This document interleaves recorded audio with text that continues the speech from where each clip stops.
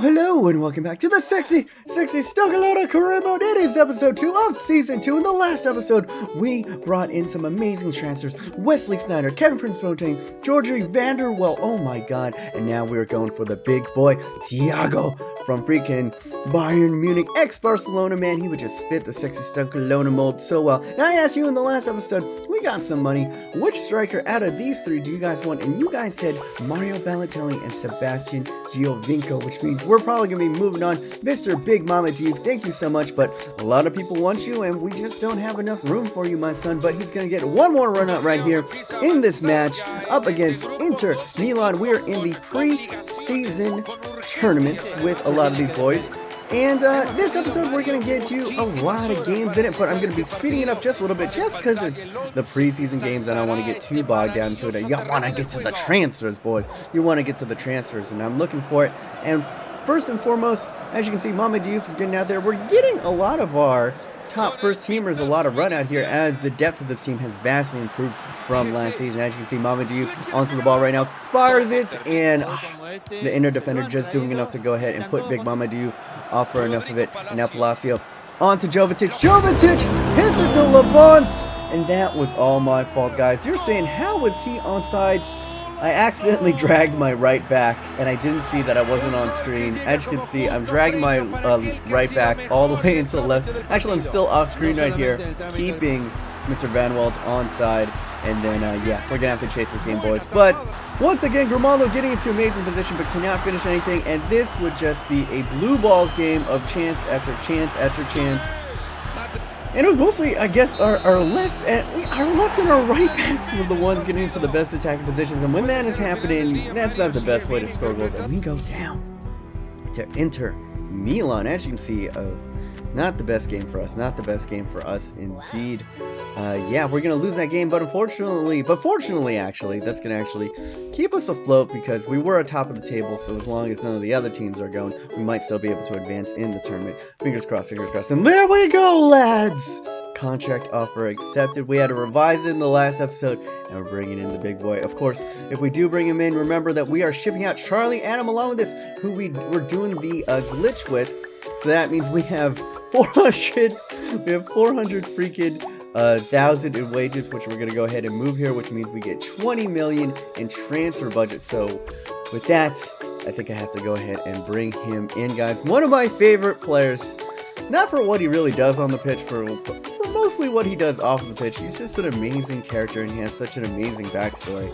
And I want to bring Balotelli in, and I want to build a new story with him. He, I think, could really turn it around if he could just get everything together and could just put all of his past behind him and just look at the immense talent that he has. And it's just all that mental stuff. And I think if he can come to Stoke, if he can keep his head down, it could be a story of redemption with him in the BPL this time. And look at that, 4-star scummies, 4-star weak foot, and amazing traits. Unfortunately, we do bring him in, and he's going to be starting ahead of Big Mama Diouf, but that means we do not have enough money to go to bring in either Anthony Martial or Sebastian Giovinco right here. And we're going to take a quick look right at, look at Thiago. We brought him in. I almost forgot about you. Oh, look at you, just a lot of the other YouTubers that I chat with say that Thiago is maybe the best midfielder in the game.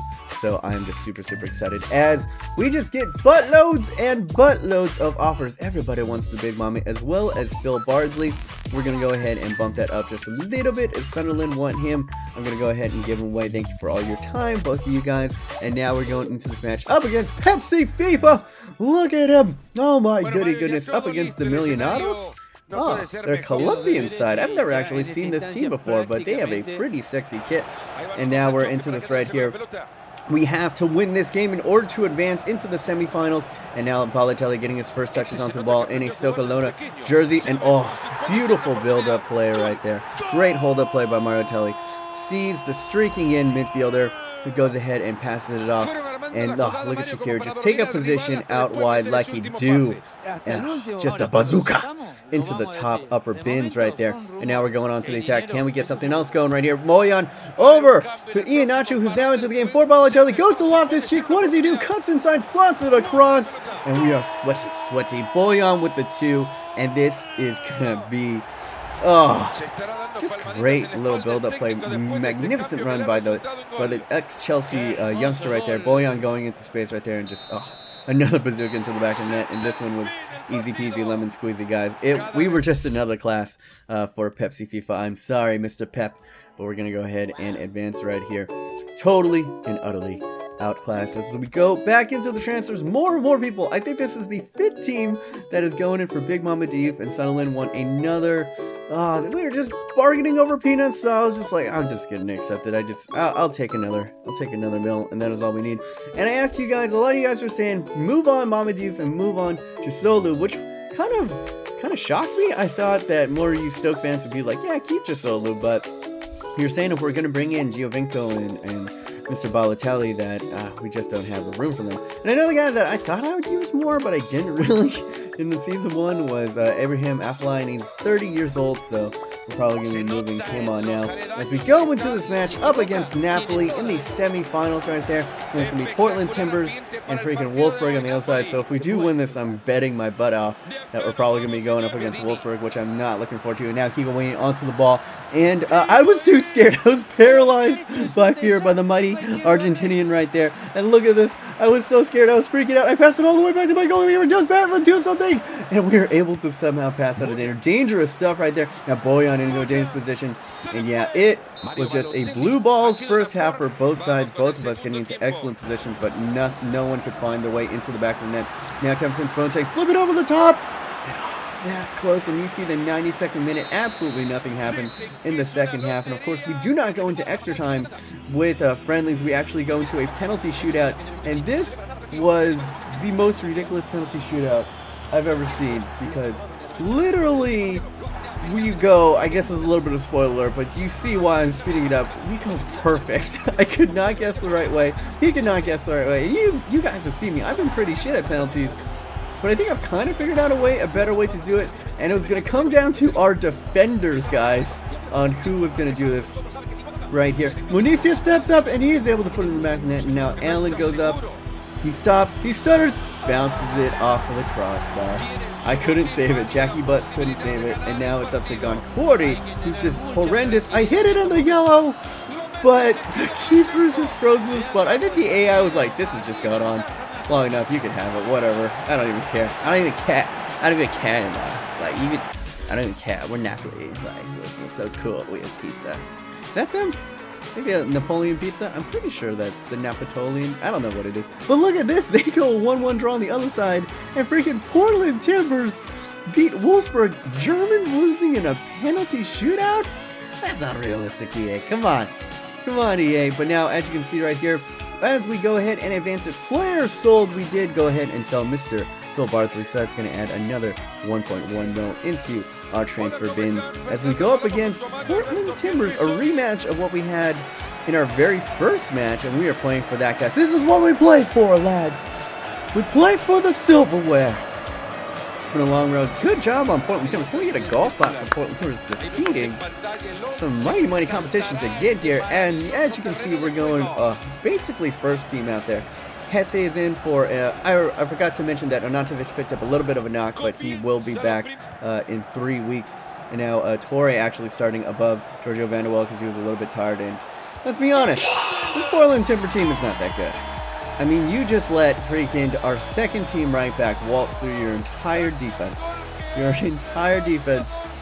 And there we go. Wesley Sneijder is not going to miss from that point. Getting into excellent position. I was actually struggling with this team a little bit in that Napoli career mode, but I mixed it up with a little bit of the tactics and player instructions, and now I have both of my midfielders going up, especially if you have the likes of Kevin Prince Boateng and Wesley Sneijder. You want them getting into the box and trying to bang in a couple, but then this started happening really funny. Portland Timbers started playing out of their freaking minds.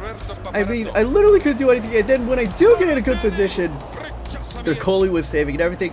I thought I had another position right here. Sandro clipping into the box, but getting driven out, and now look at this Hesse in on goal. What is he doing here? And an incredible tackle, a Superman tackle, and able to clear away the danger. Balotelli in this time, and another great save.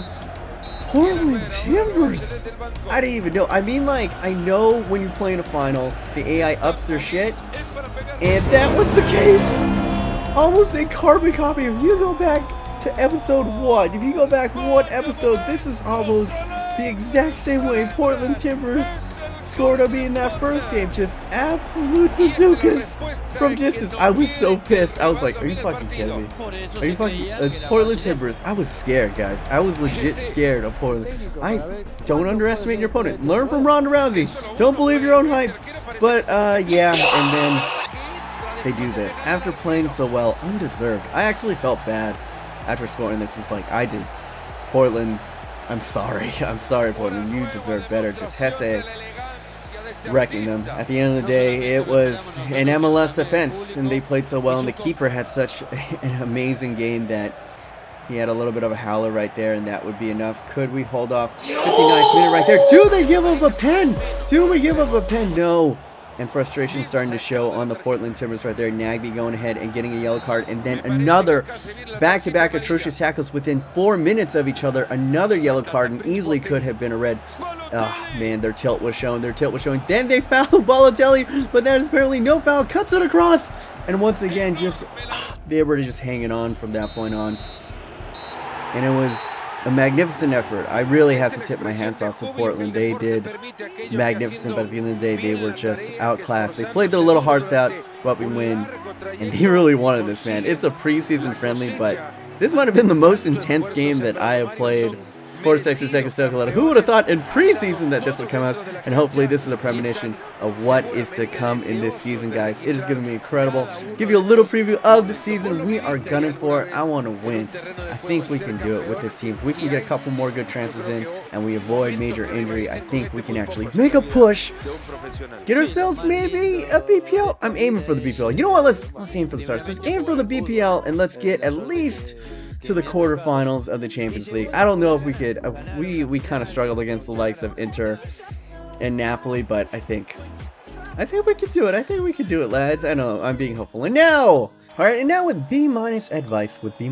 Perky Pigeon says, hey B-, I regularly watch your streams on Twitch. I'm getting picked on at college.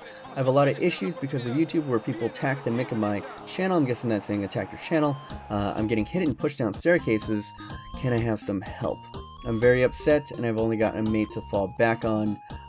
He wants to be like me one day, apparently. Love B-, pray for Paris, anti-bullying, no to racism, and sexy, so go on. Now, alright, bullying, physical bullying, and cyberbullying are kind of two different subjects. If you're getting pushed downstairs, like, fucking, that's abuse. Like, you need to go ahead and find people, you know, find the right authorities and do that. As for your YouTube channel, if people are shitting you on YouTube and you're in the comment section, my biggest advice to you is feel sorry for those people, because the people that go out of their way and, you know, talk shit on YouTube comment sections aren't having the best time in life. You gotta think about, like, the freaking Elon Musk of the world aren't on freaking message boards talking shit, you know what I'm saying? So if someone calls you, you know, a mean name or says that you suck, ask them how's their day going and is everything okay in their lives, because I bet you their lives aren't that great. And one of two things is gonna happen. One, they're actually gonna open up to you and say, like, yeah, well, you know, this is, you know, this happened to me, or something shitty happened to me. Or two, they're not gonna get the response that they want from you. You know, they want you to freak out and that kind of stuff. And if they don't get that response, they'll just move on to someone else, or they'll ignore you. And also, guys, any of you guys that are having bullying, I think it's very, very important for you to have some type of support system. There are amazing resources online for anti-bullying groups that you can go ahead and talk to people online right now on Reddit. Just go ahead and Google anti-bullying groups, and you'll go ahead and find, you know, an amazing family online that will support you and talk you through it a lot better than I ever could. So go ahead and, guys, check that out. Alright, so hopefully that helped you out. My name's B-. Hopefully you guys are having a wonderful day. Remember to stay yourself, stay humble, and be weird.